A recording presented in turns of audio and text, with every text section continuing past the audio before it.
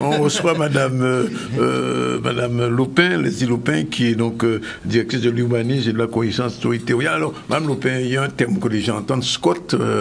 C'est pas du scotch, hein, c'est pas une boisson. Ils entendent Scott. Alors, qu'est-ce que c'est le Scott pour les Guadeloupéens qui nous regardent et qui ne savent pas? Le Scott, donc schéma de cohérence territoriale, c'est un document réglementaire. Donc, oui. C'est un document que l'État nous demande d'élaborer sur le périmètre de l'EPCI, donc l'établissement public Cap Excellence. Sur la communauté d'agglo. La communauté d'agglo, voilà. Oui. C'est communauté d'agglo, donc Pointe-à-Pitre, Abim et Bémao, qui regroupe ces trois communes, où c'est un document réglementaire pour l'aménagement du territoire. Donc, quelle est notre vision à horizon 2040 de l'aménagement du territoire et comment on atteint nos objectifs. Oui. Donc, c'est à ce que sert le SCOT, c'est à redéfinir le territoire, à donner une trajectoire en termes d'aménagement et d'urbanisme sur le territoire de Cap-Excellence. Ça signifie que tout citoyen de cet agglo est concerné par le SCOT? Ah oui, tout citoyen est concerné, mais pas que les citoyens, tous les usagers du territoire de Cap-Excellence, donc toute la Guadeloupe, on va dire, est concerné par le SCOT que nous élaborons actuellement. Oui. Alors, Jacques Bangou, vous êtes vice-président de la commission aménagement de l'espace communautaire. Vous avez été maire pendant plusieurs années dans une ville, la ville principale du point de vue commercial de la Guadeloupe. Alors, cet espace communautaire, comment, à l'horizon des années 2040, 2050, on va l'organiser? Alors, je vais me permettre justement, parce que c'est un peu notre rôle à tous les deux, d'apporter le regard un peu plus politique, plus élargi.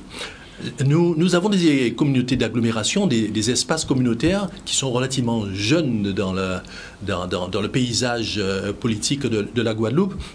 Et nous savons, nos références sont essentiellement à l'échelle communale. Oui. Quand vous voulez construire une maison, vous allez demander en mairie le PLH, vous allez chercher des documents qui permettent justement de se situer et de s'inscrire dans une dynamique et dans une construction de territoire.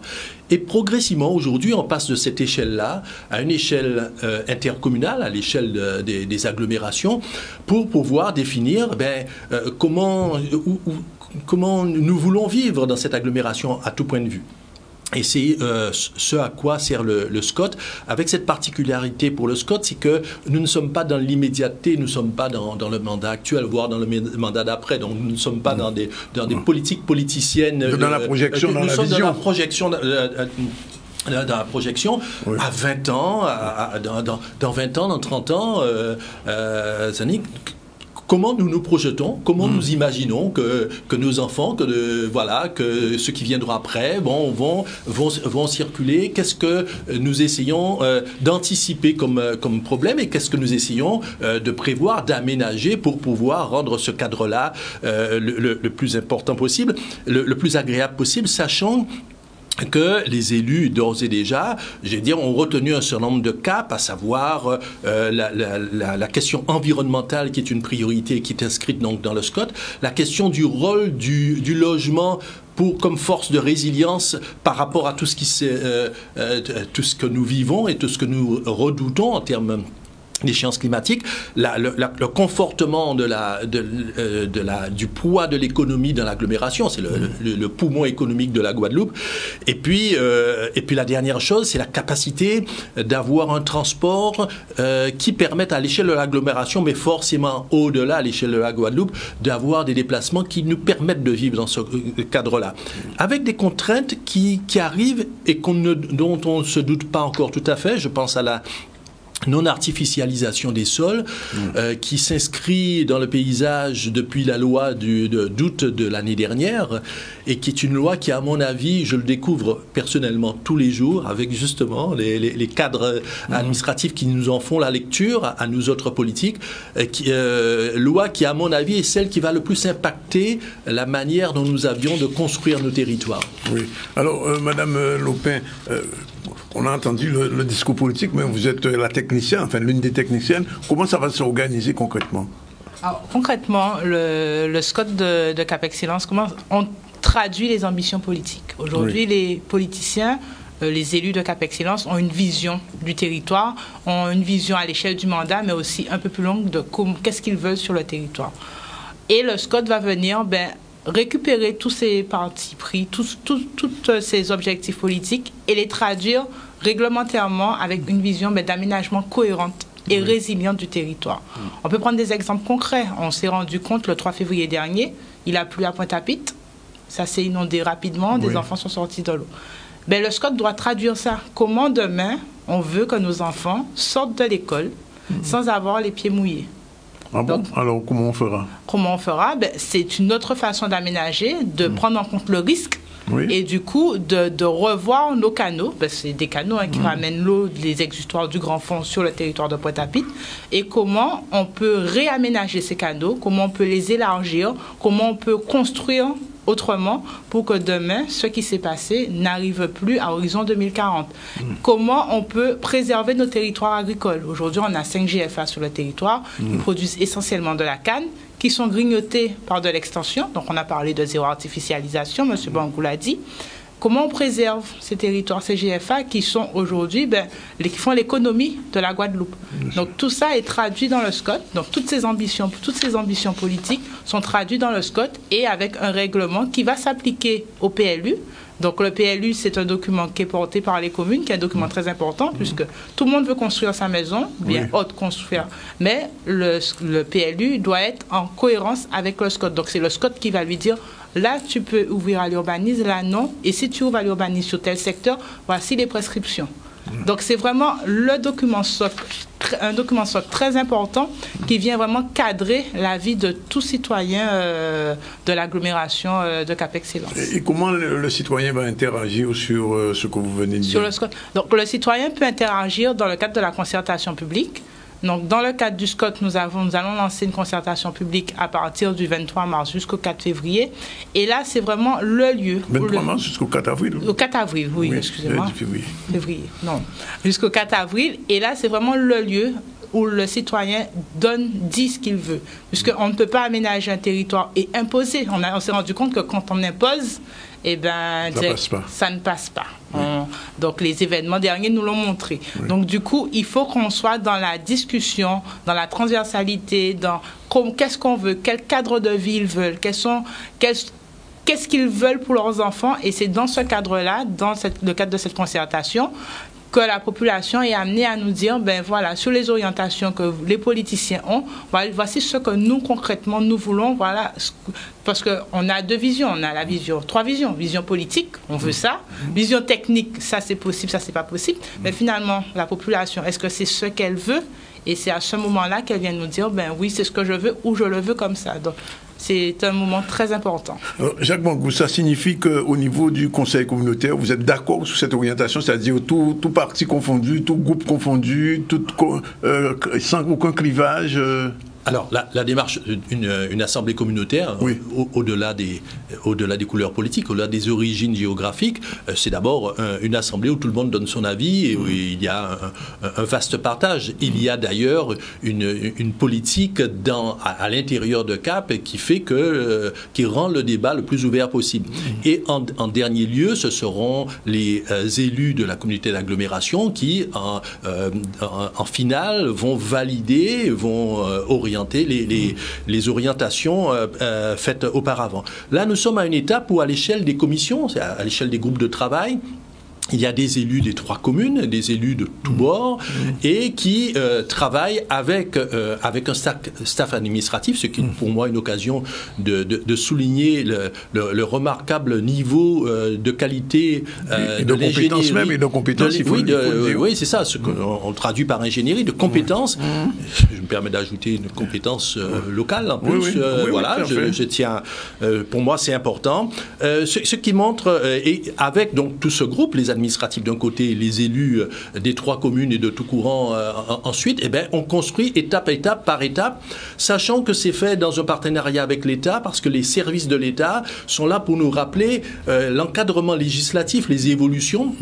Il a fallu, par exemple, faire passer en commission et en assemblée des transformations du SCOT pour l'aménager en fonction des évolutions législatives. Je vous ai parlé de la loi sur la non-artificialisation l'artificialisation du sol, mais il y a la loi Elan et ses applications. Tout cela fait en sorte, l'État nous rappelle que ça doit être construit dans un cadre qui doit être cohérent. Eh bien, ce travail se fait donc à différentes étapes, et lorsque l'outil, lorsque le bébé est mûr, si on peut dire, eh bien, il va être présenté à l'ensemble des élus en assemblée communautaire, et là il y aura encore un large débat qui permettra d'amender s'il le faut, mais généralement dans un consensus qui aura été déjà trouvé avant, puisqu'il y a une participation de toutes les parties à l'élaboration de ce travail, et c'est une fois que le conseil communautaire a validé que, bien entendu, ça c'est opposable à l'ensemble des citoyens qui vivent dans l'agglomération et au-delà. Alors, Mme Lopin, je suis obligé de vous poser quand même la question. Peut-être M. Bangou portera une précision tout à l'heure. J'ai lu, et vous avez dû entendre ça, que la situation climatique fait que dans quelque temps, je ne dis pas que Pointe-à-Pitre et Abîme vont disparaître, mais enfin, il risque d'avoir un haussement du niveau de la mer, et peut-être des zones qui sont aujourd'hui non inondables, comme ici même à Jarry ou autre part, peuvent demain être... je ne dis pas sous l'eau, mais enfin, être atteinte. Est-ce que dans le SCOT, vous pensez à cette éventualité possible? Absolument. Absolument. Il faut qu'on tienne compte. C'est pas, ce n'est plus une probabilité. En gros, vous avez pris beaucoup de pincettes. Oui, non, je ne veux pas effrayer personne. Mais il ne faut effrayer personne, mais aujourd'hui, on se rend compte de façon récurrente. En 2020, c'était Perrin qui était sous l'eau. Si vous vous rappelez, il n'avait plus tout. Et il y a un CHU. Oui, je me souviens. Cette année, c'est Pointe-à-Pitre qui était sous l'eau. Mais des événements qui ont des occurrences de 2 à 5 ans se reproduisent maintenant chaque année.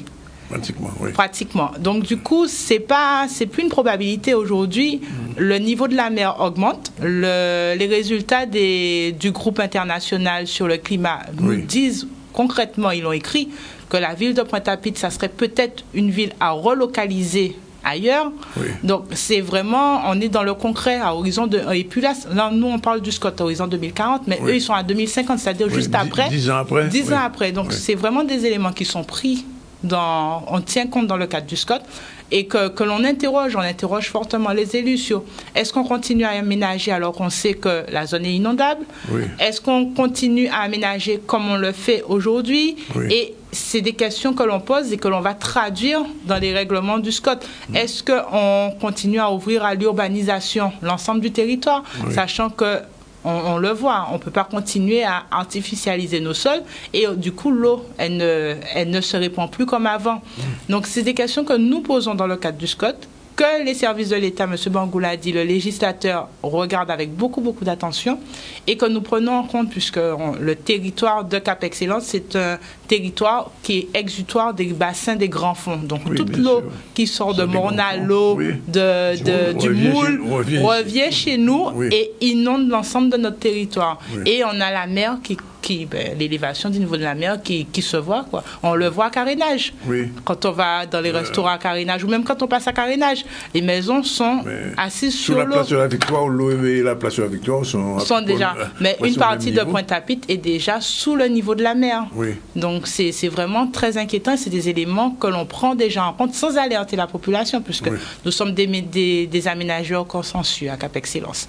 Donc l'objectif, c'est d'adapter le territoire et de travailler avec la population et les élus pour avoir le règlement qui s'appliquera au mieux au territoire et à ses contraintes. Ça veut dire, Jean Bangou, pas longuement pour aujourd'hui, mais on va en reparler, qui aura un nouveau Pointe-à-Pitre?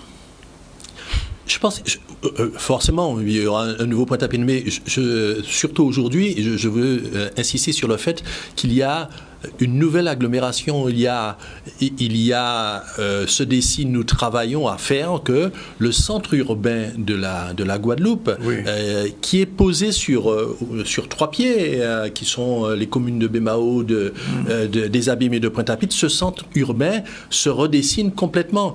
Et ce travail qui est fait dans le cadre du SCOT, on peut le renvoyer à un travail qui est fait dans le cadre des rénovations urbaines qui se poursuivent sur les territoires des Abîmes et de Pointe-à-Pitre, avec justement des réaménagements, des rééquilibrages de population, mais ça renvoie également à des travaux qui sont faits justement sur les plaines agricoles et sur la limitation de densification que l'on cherche. Et je vous assure que il y a des frottements parce que c'est pas toujours évident, même dans la construction de quartiers qui sont en devenir comme Péray, il faut, un peu se battre pour avancer, à dire attention, il ne faut pas qu'il y ait une trop grande densité parce que derrière, ce sont les plaines agricoles, ce sont les plaines inondées de Taonaba, c'est le déversoir des eaux qui vont ensuite être envoyées par canaux successifs vers le Rézé, vers Grand Camp et Pointe-à-Pitre. Donc tout cela c'est un tout, et il y a une nécessité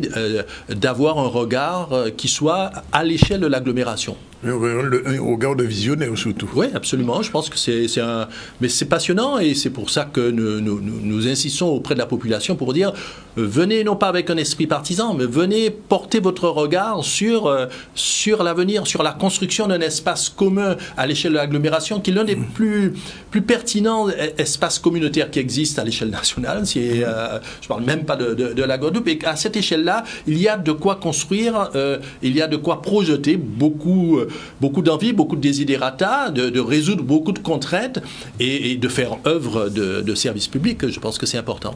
Alors, Leslie Lopin, tout à l'heure, je vous disais concrètement, mais en fait, il y aura des ateliers où le public pourra, soit en webinaire, soit en présentiel, soit autrement, pouvoir intervenir sur cette question. Tout à fait. Donc, on va commencer avec 3 stands sur les marchés. Donc, on ira à Jardiland ce mercredi. Vendredi, nous serons au Bourg des Abîmes et samedi à Pointe-à-Pitre, donc sur les marchés habituels.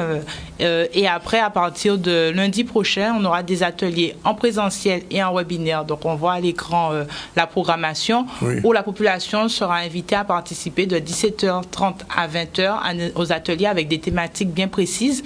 Donc, 6 ateliers au total pour venir nous dire comment eux, ils voient le territoire à horizon 2040. Tant de niveau naturel, agricole, économique, jeunesse, tous les points de vue, habitat, seront balayés, seront brossés pendant ces ateliers, et la population est amenée à venir discuter avec nous sur ces thématiques. Donc le premier rendez-vous, c'est le stand sur les marchés? Oui, c'est ça.